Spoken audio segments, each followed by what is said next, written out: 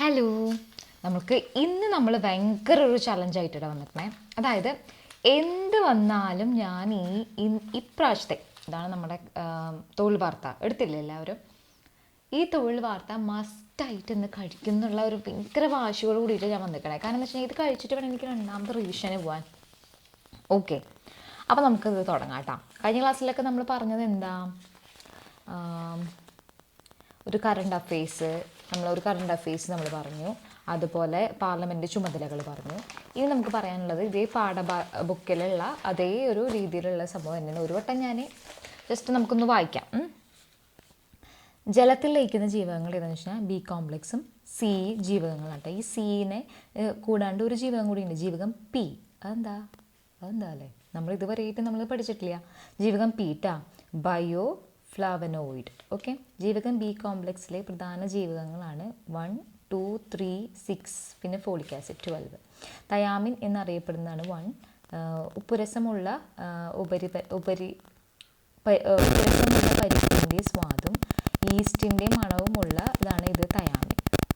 ജലത്തിൽ ലയിക്കുകയും അമ്ലമാധ്യമത്തിൽ 120 degree Celsius വരെ ചൂടിനെ പ്രതിരോധിക്കുകയും ആകെ ആൽക്കയിൽ നശിക്കുകയും ചെയ്യുന്ന ജീവകമാണ് തയാമിൻ.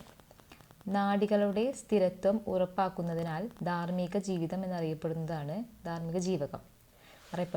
തയാമിൻ. കാർബോഹൈഡ്രേറ്റിൻ്റെയും മാംസ്യത്തിൻ്റെയും ഉപാപചയത്തിന് സഹായിക്കുന്നതാണ് തയാമിൻ. അപ്പോൾ നമ്മൾ തയാമിൻ്റെ പ്രത്യേകതകളാണ് പറയണേ. നാഡികളുടെ സ്വാഭാവികമായ പ്രവർത്തനങ്ങൾക്ക് നിത്യേന ഉപയോഗിക്കുന്ന തയാമിൻ. ദഹനനാളത്തിലെ ചലനങ്ങൾ സുഗമമാക്കാനും ഹൃദയത്തിൻ്റെ സ്വാഭാവിക പ്രവർത്തനത്തിനും ആവശ്യമായ ജീവകമാണ് തയാമിൻ. അരിയുടെ തവിടിലുള്ളതാണ് തയാമിൻ. മികച്ച സ്രോതസ്സുകളാണ് തവിട്, ഉണക്ക ഈസ്റ്റ്, ഗോതമ്പ്. പൊടിക്കുമ്പോൾ ധാന്യത്തിൽ നിന്ന് നഷ്ടമാകുന്ന ജീവകമാണ് തയാമിൻ. പൊടിച്ച് തവിട് നീക്കിയ ധാന്യവും മൈദയും പോഷകസമ്പുഷ്ടമല്ലാത്തതിനാൽ കാരണം എന്തെന്ന് വെച്ചാൽ ഈ തയാമിൻ നഷ്ടമാകുന്നതിനാലാണ്. ജീവകം B2 അറിയപ്പെടുന്ന മറ്റൊരു പേര് റൈബോഫ്ലാവിൻ. ജീവകം ബി കോംപ്ലക്സുമായി ആദ്യമായി കണ്ടെത്തിയത് തയാമിൻ. അപ്പോൾ തയാമിൻ്റെയാണ് പറയുന്നത്. ബി കോംപ്ലക്സിൽ ആദ്യമായി കണ്ടെത്തിയത് B2 എന്ന റൈബോഫ്ലാവിനാണ്. പൊടിച്ചരിയിൽ പൊടിക്കാത്തതിലാണ് കൂടുതൽ തവിടിൻ്റെ അംശമുള്ളതാണ് തയാമിൻ. പൊടിച്ചു കഴിഞ്ഞാൽ നഷ്ടമാവും. പൊടിക്കുമ്പോൾ അങ്ങനെ പൊടിയുടെ പറ്റി പറയും തയാമിനാണ്. അരിയുടെ തവിടിലൊക്കെ തയാമിനാണ്. ദഹനനാളത്തിൽ ചലനങ്ങൾ സുഗമമാക്കാൻ വേണ്ടിയിട്ട് തയാമിൻ ഉപയോഗിക്കുന്നുണ്ട്. പിന്നെ നാഡികളുടെ സ്വാഭാവികമായ പ്രവർത്തനങ്ങൾക്ക് നിത്യേന ലഭ്യമാക്കേണ്ട ജീവകമാണ് തയാമിൻ. കാർബോഹൈഡ്രേറ്റിൻ്റെയും മാംസ്യത്തിൻ്റെയും ഉപാപചയത്തിന് സഹായിക്കുന്ന ജീവകമാണ് തയാമിൻ എന്ന് പറയുന്നത്. നാഡികളുടെ സ്ഥിരത്വം ഉറപ്പാക്കുന്നതിനാൽ ധാർമ്മിക ജീവിതം എന്നറിയപ്പെടുന്നത് എന്ന് വെച്ചാൽ തയാമിനാണ്. ജലത്തിൽ ലയിക്കുന്ന അമ്ലമാധ്യമത്തിൽ 120 ഡിഗ്രി സെൽഷ്യസ് വരെ ചൂടിനെ പ്രതിരോധിക്കുകയും ആൽക്കലിയിൽ നശിക്കുകയും ചെയ്യുന്ന ജീവകമാണ് തയാമിൻ എന്ന് പറയുന്നത്. ഉപ്പുരസമുള്ള പരിപ്പിൻ്റെ സ്വാദും ഈസ്റ്റിൻ്റെ മണവും. അപ്പോൾ ജലത്തിൽ 120 ഡിഗ്രിയും ഉപ്പുരസമുള്ളതിൻ്റെ കാര്യം പറയുന്നത് ധാർമ്മിക ജീവകം എന്ന് പറയുന്നത് ഉപാപചയ പ്രവർത്തനങ്ങൾ, ദഹനത്തിന്, നാഡികളുടെ പ്രവർത്തനത്തിന്, അരിയുടെ കാര്യങ്ങൾക്ക്. ഓക്കെ, ബി കോംപ്ലക്സിൽ ജീവകത്തിലെ സ്രോതസ്സുകളിൽ ബേക്കിംഗ് പൗഡർ ചേർത്താൽ നശിക്കുന്നത് റൈബോഫ്ലാവിനാണ്. അതുപോലെ കോശങ്ങളിലെ ജൈവിക ഓക്സീകരണത്തിൽ പങ്കെടുക്കുന്ന സഹരാസാഗ്നിയായിട്ടുള്ള ജീവകമാണ് റൈബോഫ്ലാവിൻ. അപ്പോൾ രണ്ടെണ്ണം. ബി കോംപ്ലക്സിൽ ജീവകങ്ങളുടെ സ്രോതസ്സുകളിൽ ബേക്കിംഗ് പൗഡർ ആയിട്ട് റൈബോഫ്ലാവിൻ, ജൈവിക ഓക്സീകരണത്തിൽ പങ്കെടുക്കുന്ന സഹരാസാഗ്നി എന്ന് പറയുന്നത് റൈബോഫ്ലാവിൻ. ബേക്കിംഗ് പൗഡറിലും ജൈവിക ഓക്സീകരണത്തിലും. ഓക്കെ,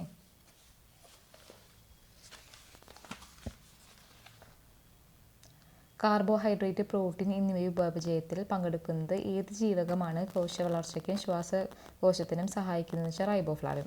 കാർബോഹൈഡ്രേറ്റ്, പ്രോട്ടീൻ എന്നിവയുടെ ഉപാപചയ പ്രവർത്തനങ്ങളിൽ കാർബോഹൈഡ്രേറ്റ്, പ്രോട്ടീൻ നമ്മൾ നേരത്തെ പറഞ്ഞിട്ടുള്ളത് കോശങ്ങളുടെ ജൈവിക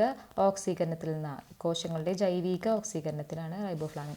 എന്നാൽ കാർബോഹൈഡ്രേറ്റ്, പ്രോട്ടീൻ എന്നിവയുടെ ഉപാപചയ പ്രവർത്തനങ്ങളിൽ പങ്കെടുക്കുന്ന ഏത് ജീവകമാണ് കോശവളർച്ചയ്ക്കും കോശശ്വസനത്തിനും സഹായിക്കുന്നത് റൈബോഫ്ലാവിൻ. ചർമ്മം, മ്യൂക്കസ്, സ്തരം തുടങ്ങിയവയുടെ ആരോഗ്യത്തിനും കേന്ദ്ര നാഡികളെ ഉത്തേജിപ്പിക്കുന്നതിനാൽ കാഴ്ചയ്ക്കും ആവശ്യമായ ജീവകമാണ് റൈബോഫ്ലാവിൻ. അപ്പോൾ നമ്മൾ എന്ത് പറയുന്നത്, കോശങ്ങളിലെ ജൈവിക ഓക്സീകരണത്തിൽ പങ്കെടുക്കുന്ന രാസാഗ്നിയായ ജീവകമാണ് റൈബോഫ്ലാവിനും. കാർബോഹൈഡ്രേറ്റ്, പ്രോട്ടീൻ എന്നിവയുടെ ഉപാപചയ പ്രവർത്തനങ്ങളിൽ പങ്കെടുക്കുന്ന ഏത് ജീവകമാണ് കോശവളർച്ചയ്ക്കും ശ്വസനത്തിനും സഹായിക്കുന്നത്? അപ്പോൾ കോശവളർച്ചയ്ക്കും ശ്വസനത്തിനും ഉണ്ട്, അതുപോലെ തന്നെ കാർബോഹൈഡ്രേറ്റ്, പ്രോട്ടീൻ അവയുടെ ഉപാപചയ പ്രവർത്തനങ്ങൾക്കും ഇത് നല്ലതാണ്. പിന്നെ ചർമ്മം, മ്യൂക്കസ്, സ്തരം തുടങ്ങിയവയുടെ ആരോഗ്യത്തിനും നേത്രരോഗങ്ങളെ ഉത്തേജിപ്പിക്കുന്നതിനുമായിട്ടുള്ള കാഴ്ചയും ആവശ്യമായിട്ടുള്ള റൈബോഫ്ലാവിൻ. അപ്പോൾ റൈബോഫ്ലാവിൻ്റെ ഇത് നമ്മൾ നോക്കാം. ബി കോംപ്ലക്സ് ജീവകങ്ങളിൽ സ്രോതസ്സുകളിൽ ബേക്കിംഗ് പൗഡറായിട്ടും കോശങ്ങളിലെ ജൈവിക ഓക്സീകരണത്തിൽ പങ്കെടുക്കുന്ന രാസാഗ്നിയായിട്ടും പിന്നെ കാർബോഹൈഡ്രേറ്റ്, പ്രോട്ടീൻ എന്നിവയുടെ ഉപാപചയ പ്രവർത്തനങ്ങളിൽ പങ്കെടുക്കുന്നുണ്ട്. ചർമ്മം, മ്യൂക്കസ്, സ്തരം തുടങ്ങിയവയുടെ ആരോഗ്യത്തിനും നേത്രനാഡികളെ ഉത്തേജിപ്പിക്കുന്നതിനും കാഴ്ചയും ആവശ്യമായിട്ടുള്ള ജീവകമാണ് റൈബോഫ്ലാവിൻ. കരൾ, മുട്ട, പാൽപ്പൊടി ഇതിലൊക്കെയാണ് ഉള്ളത്. അരച്ച ധാന്യങ്ങൾ, മാവ് എന്നിവ ഏത് ജീവകത്തിൻ്റെ സ്രോതസ്സാണ്? റൈബോഫ്ലാവിൻ. നമ്മൾ നേരത്തെ തവിട്ട് ഉള്ളതൊക്കെ നമ്മൾ പറഞ്ഞു, പക്ഷേ ഇത് അരച്ച മാധ്യമങ്ങൾ, അരച്ച ധാന്യങ്ങൾ, മാവ് ഇവയിലൊക്കെ ഉള്ളത് റൈബോഫ്ലാവിനാണ്. അതുകഴിഞ്ഞ് വായിലെയും നാവിലെയും ഉണ്ടാകുന്ന വേദനയും പുകച്ചിലും വായുടെ കോണുകളിലും ഉണ്ടാകുന്ന ആംഗുലർ സ്റ്റോമാറ്റൈസിസ് എന്ന വ്രണം, ഒരു വായ്പുണ്ണ് പോലെ ഉണ്ടാവില്ല, അതൊക്കെ റൈബോഫ്ലാവിൻ്റെ B12 പോലെ B2 കൊണ്ടുണ്ടാവുന്നതാണ് കേട്ടോ. B2ൻ്റെ കുറവ് മൂലം ഉണ്ടാവുന്നതാണ്. അപ്പോൾ എക്സാക്റ്റ് ചോദിക്കുമായിരിക്കും എന്തിൻ്റെ കുറവ് കൊണ്ടാണ്. റൈബോഫ്ലാവിൻ തന്നെ എഴുതണം. ഗ്ലോസിറ്റിസ് എന്നറിയപ്പെടുന്ന നാവിൻ്റെ വീക്കത്തിന് കാരണം ഇതാ. അപ്പം നാവിലുണ്ടാവുന്നതും വായ്പുണ്ണുണ്ടാവുന്നതൊക്കെ റൈബോഫ്ലാവിനാണ് കേട്ടോ. ചർമ്മം വരണ്ടതായി മാറി ഡെർമാറ്റൈറ്റിസ് ഉണ്ടാക്കുക, ശരീരചലനങ്ങളുടെ ഏകോപനക്കുറവ് എന്നിവ ഏത് ജീവകത്തിൻ്റെ അപര്യാപ്തത മൂലമാണെന്ന് വെച്ചാൽ റൈബോഫ്ലാവിൻ. ചർമ്മം വരണ്ടതാവുക അപ്പോൾ റൈബോഫ്ലാവിനാണ് കേട്ടോ. പ്രകാശത്തിനോടുള്ള ഭയം, കണ്ണീർ ഒഴുകിക്കൊണ്ടിരിക്കൽ, കണ്ണുകളിൽ പുകച്ചിൽ, കാഴ്ച തകരാറ് എന്നിവ ഏത് ജീവകത്തിൻ്റെ അപര്യാപ്തത മൂലം ഉണ്ടാകുന്ന വെച്ചാൽ റൈബോഫ്ലാവിനാണ്. നോർമലൈറ്റിക് അനീമിയ എന്ന രോഗാവസ്ഥ ഏത് ജീവകത്തിൻ്റെ അഭാവമാണെന്ന് വെച്ചാൽ റൈബോഫ്ലാവിനാണ്. ജീവകം B3 അറിയപ്പെടുന്ന മറ്റു പേരുകളാണ് നിയാസിൻ എന്ന് പറയുന്നത്. ജീവകം B3 അറിയപ്പെടുന്ന മറ്റു പേരുകളാണ് നിയാസിൻ എന്ന് പറയുന്നത്. കാർബോഹൈഡ്രേറ്റ്, പ്രോട്ടീൻ, കൊഴുപ്പ്, ആൽക്കഹോൾ എന്നിവയിൽ ഉണ്ടാകുന്ന ഊർജ്ജം ലഭിക്കുന്നതിൽ ഒരു പ്രധാന പങ്ക് വഹിക്കുന്ന ജീവകം വെച്ചാൽ നിയാസിനാണ്. നിയാസിൻ കാർബോഹൈഡ്രേറ്റ്, പ്രോട്ടീൻ, കൊഴുപ്പ്, ആൽക്കഹോൾ എന്നിവയിൽ നിന്നുള്ള ഊർജ്ജം ലഭിക്കുന്നതിൽ പ്രധാന പങ്ക് വഹിക്കുന്നത് നിയാസിനാണ്. ചർമ്മം, കുടില്, നാഡീവ്യൂഹം എന്നിവയുടെ സാധാരണ പ്രവർത്തനത്തിന് അത്യാവശ്യമായിട്ടുള്ള ജീവകമാണ് നിയാസിൻ എന്ന് പറയുന്നത്. നിയാസിൻ്റെ മികച്ച ഉറവകൾ ഏതെന്ന് വെച്ചാൽ ഉണങ്ങിയ ഈസ്റ്റ്, കരൾ, നിലക്കടല, ധാന്യങ്ങൾ, പയറുവർഗ്ഗങ്ങൾ, മത്സ്യമാണ്. B6 അറിയപ്പെടുന്ന മറ്റൊരു പേരാണ് പെരിഡോക്സിൻ എന്ന് പറയുന്നത്. പിന്നെ മാംസത്തിൻ്റെ ഉപാപചയ പ്രവർത്തനങ്ങളിൽ പങ്കെടുക്കുന്നതിന് ഏത് ജീവകത്തിൻ്റെ പ്രധാന ധർമ്മമാണെന്ന് വെച്ച് കഴിഞ്ഞാൽ പെരിഡോക്സിൻ ട്ടാ. അവജീവകം B3 അറിയപ്പെടുന്ന മറ്റു പേരുകളാണ് നിയാസിൻ. കാർബോഹൈഡ്രേറ്റ്, പ്രോട്ടീൻ, കൊഴുപ്പ്, ആൽക്കഹോൾ എന്നിവയിൽ നിന്നുള്ള ഊർജ്ജം ലഭിക്കുന്നതിൽ പ്രധാന പങ്കുവഹിക്കുന്ന ജീവകമാണ് നിയാസിൻ. ചർമ്മം, കുടല്, നാഡീവ്യൂഹം എന്നിവയുടെ സാധാരണ പ്രവർത്തനത്തിന് അത്യാവശ്യമായ ജീവകമാണ് നിയാസിൻ. നിയാസിൻ്റെ മികച്ച ഉറവിടങ്ങളാണ് ഉണങ്ങിയ ഈസ്റ്റ്, കരൾ, നിലക്കടല, ധാന്യങ്ങൾ, പയറുവർഗ്ഗങ്ങൾ, മത്സ്യക്ക്. B6 അറിയപ്പെടുന്ന മറ്റു പേരുകളാണ് പെരിഡോക്സിൻ. മാംസത്തിൻ്റെ ഉപാപചയ പ്രവർത്തനങ്ങളിൽ പങ്കെടുക്കുന്നതിൽ ഏത് ജീവകത്തിൻ്റെ പ്രധാന ധർമ്മമാണെന്ന് വെച്ചാൽ പെരിഡോക്സിൻ. അന്നജോപചയത്തിൻ്റെ ഭാഗമായി കരളിൽ നിന്നും പേശികളിൽ നിന്നുമുള്ള ഗ്ലൈക്കോജൻ്റെ ഉൽപ്പാദനത്തിൽ ഉപയോഗിക്കുന്നതാണ് പെരിഡോക്സിൻ. അപ്പോൾ പെരിഡോക്സിൻ എന്തൊക്കെയുണ്ടെന്ന് വെച്ച് കഴിഞ്ഞാൽ B6 ആണ് അറിയപ്പെടുന്നത്, മാംസത്തിൻ്റെ ഉപാപചയ പ്രവർത്തനങ്ങളിലാണ് ഉള്ളത്. പിന്നെ അന്നജ ഉപാപചയ പ്രവർത്തനത്തിൻ്റെ ഭാഗമായി കരളിൽ നിന്നും പേശികളിൽ നിന്നുമുള്ള ഗ്ലൈക്കോജൻ്റെ ഉൽപ്പാദനത്തിൽ സഹായിക്കുന്നതാണ് ഈ പെരിഡോക്സിൻ. അമിനോ ആസിഡായ ട്രിപ്റ്റോഫാനിനെ നിയാസിനാക്കി മാറ്റുന്ന പ്രക്രിയകളിൽ പങ്കെടുക്കുന്ന ജീവകമാണ് പെരിഡോക്സിൻ എന്ന് പറയുന്നത്. പെരിഡോക്സിൻ ഫോസ്ഫേറ്റിൻ്റെ രൂപത്തിലെ ഏത് ജീവകമാണ് പല ജൈവ പ്രവർത്തനത്തിലും ഒരു സഹരാസഗ്നിയായി പ്രവർത്തിക്കുന്നത്? 6 തന്നെ കേട്ടോ. പെരിഡോക്സിൻ്റെ പ്രധാന സ്രോതസ്സുകളാണ് ഇറച്ചി, പയർ, ഗോതമ്പ്. ഏത് ജീവകത്തിൻ്റെ അപര്യാപ്തമാണ് മാംസ്യോപഭോജയത്തെ ബാധിക്കുകയും വളർച്ചക്കുറവ്, അനീമിയ, തൊലി മുറിവുകൾ, അപസ്മാരം പോലുള്ള രോഗങ്ങൾ എന്നിവയ്ക്ക് വഴിതെളിയിക്കുകയും ചെയ്യുന്നത് പെരിഡോക്സിൻ. പെരിഡോക്സിൻ്റെ ഉയർന്ന അളവിലുള്ള അപര്യാപ്തത ഏത് രോഗാവസ്ഥയ്ക്ക് കാരണമാകുന്നു? മൈക്രോസൈറ്റിക് ഹൈപ്പറ്റോ അനീമിയ. പെരിഡോക്സിനാണ് മൈക്രോസൈറ്റിക് ഹൈപ്പോക്രോമിക് അനീമിയ ഉണ്ടാക്കാൻ കാരണം. തളർച്ച, പേടി, ഉറക്കമില്ലായ്മ, നടക്കാനുള്ള ബുദ്ധിമുട്ട് ഇതൊക്കെ മൈക്രോസെറ്റിക് ഈ 6 മൂലമാണ് ഉണ്ടാകുന്നത്, പെരിഡോക്സിൻ്റെ കുറവ് മൂലം. പിന്നെ കടും പച്ച നിറത്തിലുള്ള ഇലക്കറികളിൽ നിന്ന് ലഭിക്കുന്നത് ഫോളിക് ആസിഡാണ് കേട്ടോ. പിന്നെ ചുവന്ന രക്താണുക്കളിലെ വളർച്ചയ്ക്ക് അത്യാവശ്യമായ ജീവകമാണ് ഫോളിക് ആസിഡ്.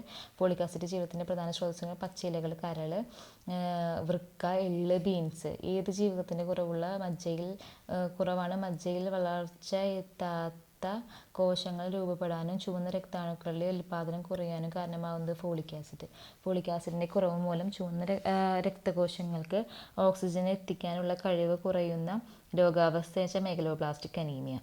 സ്ത്രീകളിൽ ഗർഭകാലത്ത് ഏത് ജീവകം കുറയുന്നതാണ് കുഞ്ഞിന് നാഡീ സംബന്ധമായ രോഗങ്ങൾ ഉണ്ടാകുവാനും രോഗപ്രതിരോധശേഷി കുറയാനും കാരണമാകുന്നത് ഫോളിക് ആസിഡ് കേട്ടോ. തയാമിൻ്റെ അഭാവത്തിൽ മനുഷ്യരിലുണ്ടാകുന്ന പ്രധാന രോഗമാണ് ബെറിബറി.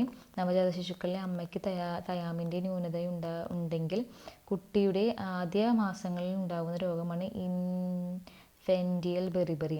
കുട്ടികളുടെ ഛർദി, പച്ചനിറത്തിലെ വയറിളക്കം, നീര്, വിശപ്പില്ലായ്മ, അസ്വസ്ഥത എന്നിവ ഏതവസ്ഥയ്ക്ക് കാരണം വെച്ചാൽ ഇൻറ്റർഫെറിയൽ ബെറിബറി. തയാമിൻ ന്യൂനത കൈകൾ, കാലുകൾ, അനുബന്ധ സന്ധികൾ എന്നിവയുടെ പ്രവർത്തനത്തെ ബാധിച്ച് കണങ്കാലിൽ തരിപ്പുണ്ടാവുകയും കാൽവണ്ണയിലെ ശക്തി കുറയുകയും ചെയ്യുന്ന രോഗാവസ്ഥ ഡ്രൈ ബെറിബറി. ഡ്രൈ ബെറിബറിയുടെ ലക്ഷണങ്ങൾക്കൊപ്പം നീരും കാണപ്പെടുന്ന അവസ്ഥയാണ് വൈറ്റ് ബെറിബറി കേട്ടോ. ഓക്കെ, നമുക്ക് ഭയങ്കര ടഫ് പോലെ എനിക്കിത് തോന്നണേ. അതായത് നമ്മൾ തയാമിൻ്റെ കാര്യങ്ങൾ പറഞ്ഞു, അത് ഓക്കെയാണ്. എനിക്ക് റൈബോഫ്ലാവിൻ്റെ കാര്യങ്ങളും പറഞ്ഞു, കുഴപ്പമില്ല. നാവിൽ വരുന്നതും ചർമ്മത്തിൽ വരുന്നതും ഒക്കെയുള്ള കാര്യങ്ങൾ പറയണേ. അതേപോലെ തന്നെ റൈബോഫ്ലാവിനിൽ പറയുന്ന പ്രകാശത്തോടുള്ള ഭയം, ഇതൊക്കെ റൈബോഫ്ലാവിൻ്റെയാണ്. പിന്നെ നോർമലിറ്റിക് അനീമിയ എന്ന് പറയുന്നത് തന്നെ റൈബോഫ്ലാവിൻ. ഇനി അടുത്ത് മൂന്നാമത്തെ നിയാസിൻ എന്ന് പറയുമ്പോൾ കൊഴുപ്പ്, കാർബോഹൈഡ്രേറ്റ്, പ്രോട്ടീൻ എന്നിവയിൽ നിന്നുള്ള ഊർജ്ജം ലഭിക്കുന്നതിനുള്ള പ്രധാന പങ്ക് വഹിക്കുന്ന ജീവകമാണ് നിയാസിൻ. ചർമ്മം, കുടൽ, നാഡീവ്യൂഹം, അതുപോലെ തന്നെ പിന്നെ 6 പറയുന്നത് പെരിഡോക്സിൻ. മാംസത്തിൻ്റെ ഉപാപചയ പ്രവർത്തനങ്ങളിൽ പങ്കെടുക്കുന്നതാണ്. അന്നജത്തിൻ്റെ ഉപാപചയ പ്രവർത്തനങ്ങളുടെ ഭാഗമായിട്ടുള്ളത്. അമിനോ ആസിഡുകളുടെ ട്രിപ്റ്റോഫാനിനെ നിയാസിനാക്കി മാറ്റുന്ന പ്രക്രിയ, അങ്ങനെയൊക്കെ.